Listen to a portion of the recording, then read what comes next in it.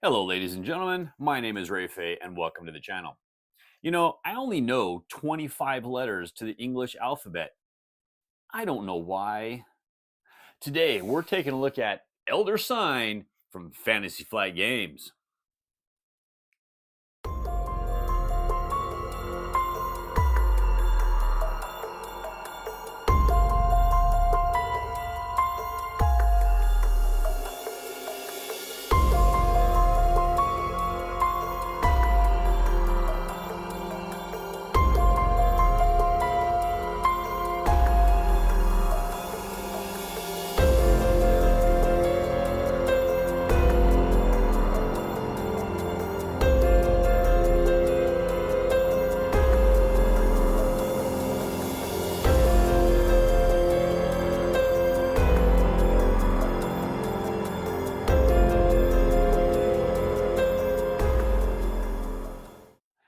Elder Sign is an older game that is designed by Richard Lanius and Kevin Wilson and published by Fantasy Flight Games.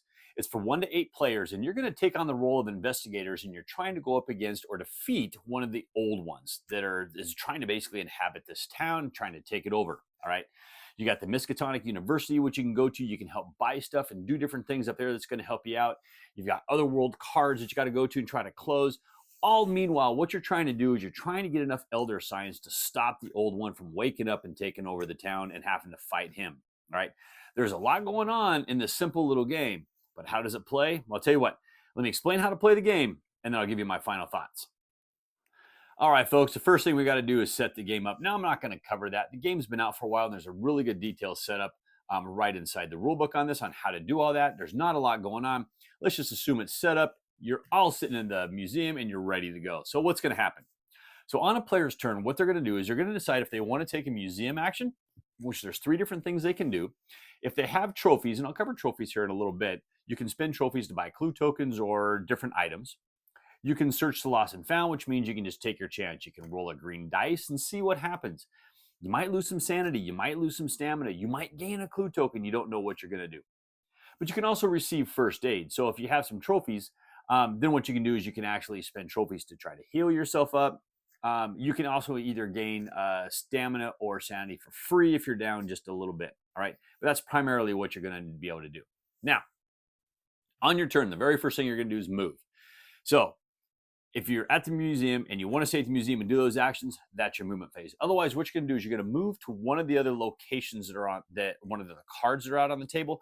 Or if you start your turn on one of those cards, you can actually move back to the museum and do that. Now, if you're on one of the cards, what you're going to do is you're just going to try to complete that card. Now, you're doing this by rolling dice. Okay.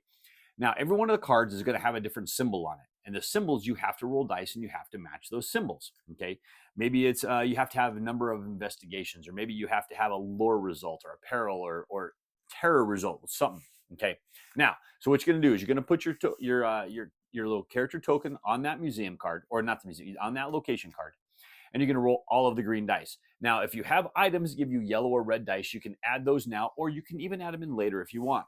What you can do is you're going to roll the dice, and you have to complete one full line per roll. All right. So if there's only one icon, you just take your dice and put them on there. You've completed that one. Now, you cannot complete multiple rows at a time, okay, unless there's one particular character that can do that and you're playing that particular character. Otherwise, you complete one. Then you pick up all the dice minus the ones that have completed the section, and you roll those again. If for some reason you cannot fully complete that section, you can do one of a couple things. And one thing you have to do, the first thing you have to do is you have to lose a dice. It's just gone. You just move it from play. Now you can focus a dice. So you got your character there. You can take one dice that you want and say, put it on your character. Okay, that's focusing it. And then what you're going to do is you're going to pick up the rest of the dice. You're going to roll those. Now you can use your focus dice, and you can use one of the other dice from there, and you want to try to complete that line. If you don't complete the line, again, you're going to be removing that dice. If another character happens to be at that location with you, you can actually, at this point, have them focus a dice as well. Now, one of the things you can also do is you have some item cards. If you have any of the spells that allow you to hold dice, at any point in time, you can actually play a dice or play that card and put a dice on it. All right. And you don't have to fail a roll to do that. Because like when you focus a dice, you have to fail the roll in order to be able to focus that dice. But basically, once you complete that row, you're going to, or not the row, but when you complete the card, you're going to get whatever the benefits are on the lower right-hand side. If you run out of dice or you don't have enough dice to be able to complete it, you'll fail it. And then you're going to take the results for whatever's on the left-hand side. Regardless, you're still going to leave your character there. Then at the end of your turn, you're going to take the clock and you're going to advance it. Now, the clock will start at midnight and it's going to move in 15-minute increments. Okay, so you just move it down to 15 minutes and then it's the next player's turn and they're going to take their action and they're going to do the same thing. Okay, now, if you're able to complete the card, then what you're going to do is, like I said, you're going to get all the benefits and the rewards for it. And then you're going to take another card and you're going to replace it. Now, some of those cards, the rewards are going to say give you an ally. Allies are great because they're going to help you out. Some of them are going to put outer world cards out. Now, there's a few outer world cards, and they're going to give you a little bit better rewards, but they're a little bit harder to do. And you basically put those either below or beside the current 6 that you have out there. So you're always going to have a minimum 6 plus your outer worlds. All right. Now, you're going to keep going round and round and taking your turns until a couple things happen. One, you need to defeat the old one. Okay, to defeat the old one before he awakens, what you have to do is on the center of his board, it's going to say how many Elder Sign tokens you have to accumulate.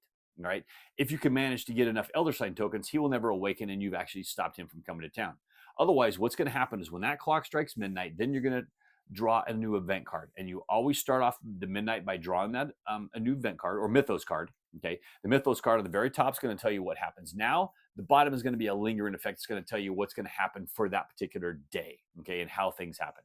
You know, maybe it'll lock a dice, or maybe different terror things are going to happen.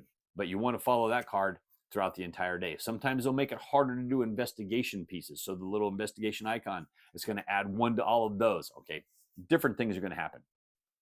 But you're just going to keep going round and round until, like I said, you happen to get enough Elder Signs for the to defeat the awakened one, or the old one wakes up.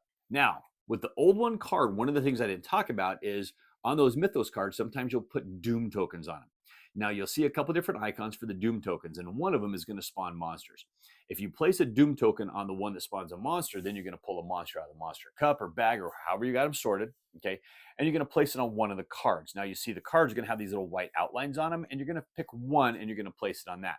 Now, what that basically means is you now have to defeat that monster as well as everything else. Sometimes the monster will fully take over that entire line and replace it. Sometimes it's going to add to it, all right?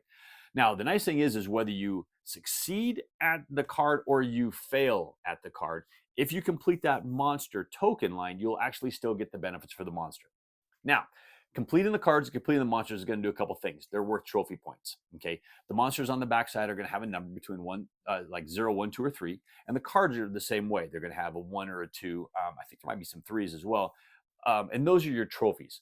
So you just put those off to the side of your character. So when you're at the museum entrance or something, and it says you can spend X number of trophies to be able to do something, that's what you're doing. You're spending those to get your trophies.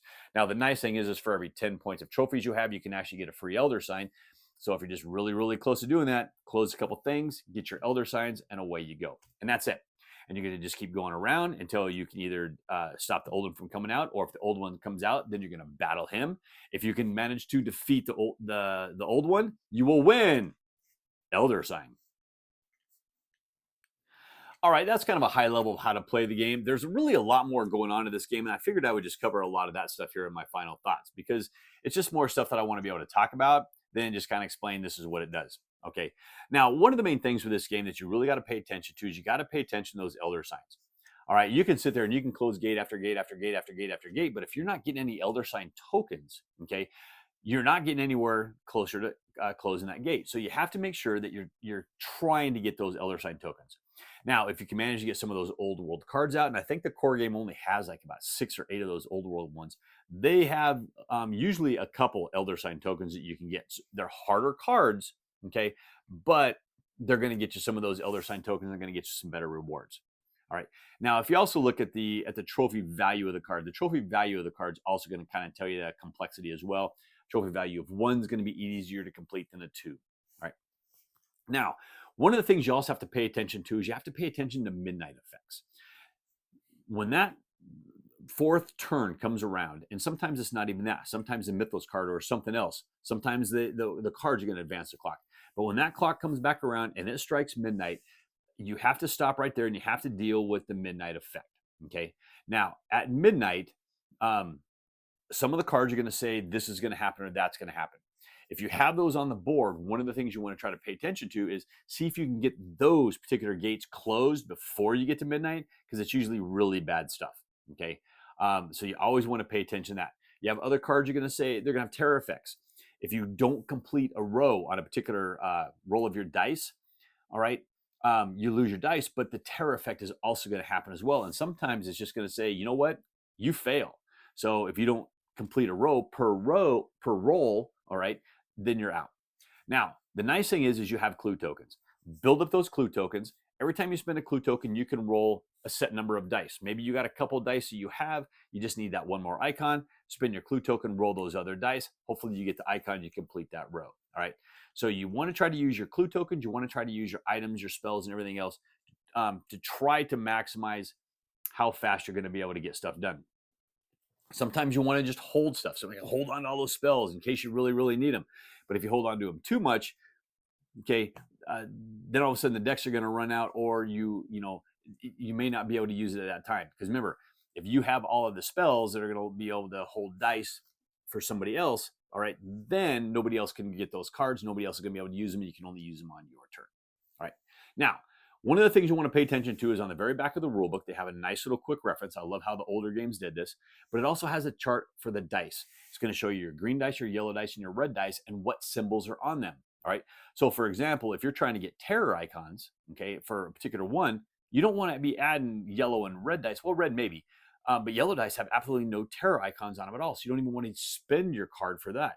Now the red you can, because the red does have a wild icon that can substitute for a terror. So it'd be just like a green. That's a 1 in 6 chance of trying to get it. Okay. So you want to pay attention to that and only use those cards when you're going to be able to get the symbols that you want. All right. There's some really good stuff on here.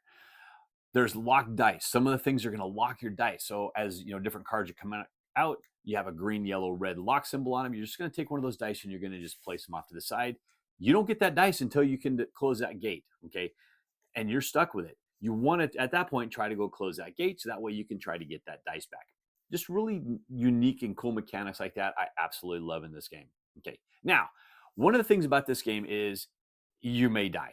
You're going to lose health. You're going to lose sanity. You just may die. But this game comes with a lot of characters. Okay. I love how these older games come with just a ton of characters. But in this case, if you die from the sanity or stamina loss, you're devoured. Okay. But you're not out of the game. So what you do is you put that character off to the side, you go through the deck, you grab another character, grab it, starting items, and now you're going to play that character. And you're going to keep doing this until A, there's no more characters, and then, well, you can't come back in the game. All right. Or if the old one wakes up and you get devoured, well, then you're just out of the game as well. And the game is going to keep playing until, like I said, you either defeat the old one, prevent him from coming out, or if he wakes up, you defeat him, but there has to be at least still one character standing. Okay. Everybody else can die, but there has to still be at least one character standing. This is a really fun, just dice chucker. Okay. You're just rolling dice, you're just matching icons, and you're having a lot of fun doing it. I can play this game with some serious gamers, and we have a lot of fun when we play. We'll have some conversations while we're playing the game. All right. You kind of talk together, work out where you want to go, what you want to do. Now, I'm really bad at rolling dice. I don't know what it is. I cannot seem to roll dice. Every now and then I get lucky on this game, but for the most part, I am absolutely horrible at trying to get the symbols and stuff that I like. But as far as I'm concerned, I think this is a really fun game. And like I said, it's been out for a long time, I think 2011, and there's 5 expansions that are out for this game as well. And I have all those expansions. So if this is one of those games that you actually want to see more of those expansions reviewed as well, let me know down in the comments below, because I am more than happy to get the expansions out, find some time, I'll get those played, and then we'll just see what each one of those expansions add to the game.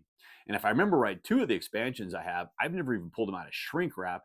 A third expansion, I've unshrink wrapped it, but I've never punched it. So I haven't even played 3 of those expansions.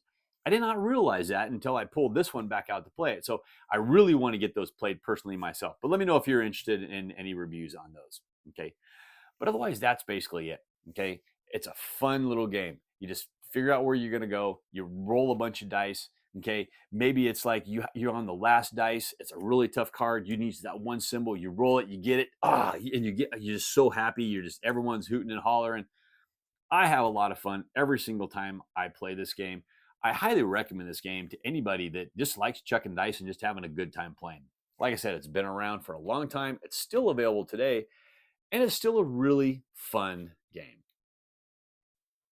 Well, thank you once again for joining me today. As always, I please ask you to like this video on YouTube, Board Game Geek, Facebook, or even on X. Please leave me a comment on any one of those platforms, and I'll get to those comments just as soon as I can. And also, folks, if you like the content that I do here, if you haven't done so already, I humbly ask you to click on the subscription button and even click on that bell and be notified when I drop new videos. So why are pirates called pirates? Because they are.